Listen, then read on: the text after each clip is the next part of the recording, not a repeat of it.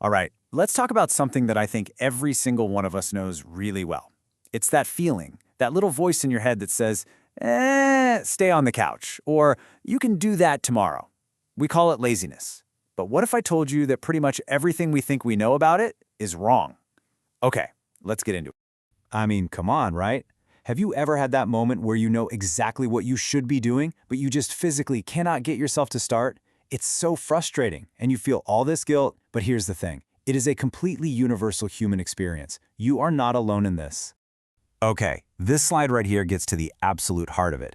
On one side, you've got how we usually see it. Laziness is a bad thing, right? It's a character flaw, a lack of willpower. But then, look at the other side. The psychological view tells a totally different story. It says laziness isn't the problem. It's a signal. It's your brain trying to tell you something.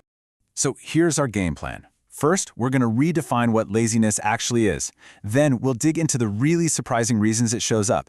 And finally, the best part, we're going to cover some super practical, easy ways to actually move past it. All right, let's kick things off by throwing out that old definition of laziness and looking at what's really going on under the hood. So here's the key. Your brain isn't being lazy just to mess with you. Think of this feeling, this aversion to doing something, as a check engine light on your car's dashboard. It's your mind saying, whoa, hold on a sec, something's not right here. There's a roadblock up ahead, or maybe a need that's not being met.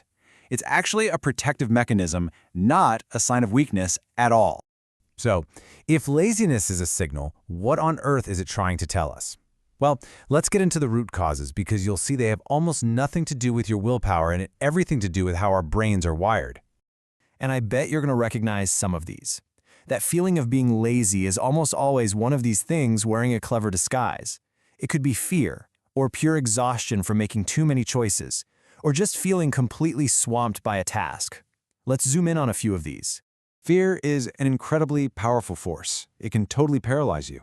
If you're secretly afraid that you're not going to do something perfectly, or that people are going to judge what you produce, it just feels so much safer to not even start.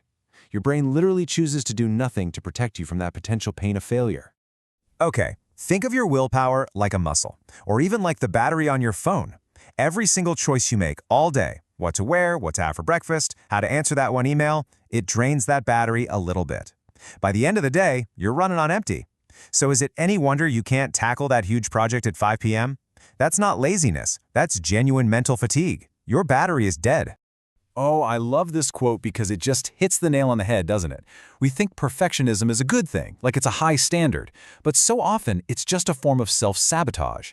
That pressure we put on ourselves to make something flawless is so huge that taking that first messy, imperfect step feels completely impossible. So we do nothing instead.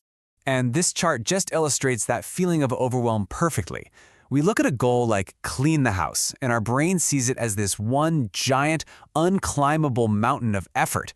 It looks impossible, but the reality is that mountain is just a whole bunch of small, totally doable steps. It's our perception that's the problem, not the task itself. Okay, so we get the why now. We understand the signals. Now for the really good part, the how. Let's talk about how to go from understanding all this to taking real, simple actions to move right through it. This might be one of the most powerful tricks I know for beating procrastination. Seriously, we all know the hardest part is just starting. So the 5-minute rule makes the barrier to entry so ridiculously low, it's almost silly to say no. And here's the magic part. Most of the time, once you start, you'll just keep going way past those 5 minutes. Getting started was the only hard part. This strategy is the direct counterattack to that feeling of overwhelm, of staring up at that giant mountain. I mean, you don't climb a mountain in one single jump, right? You just focus on taking one step, and then the next one. It's the exact same for any task that feels way too big. And look at this perfect example.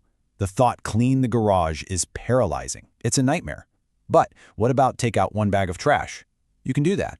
Put 5 tools away. That's easy. By breaking that massive mountain down into tiny, little pebbles, you make it totally approachable, and you build momentum with every little thing you check off. Now this is the ultimate antidote to perfectionism. Forget about being perfect. Just aim to be 1% better. That's it.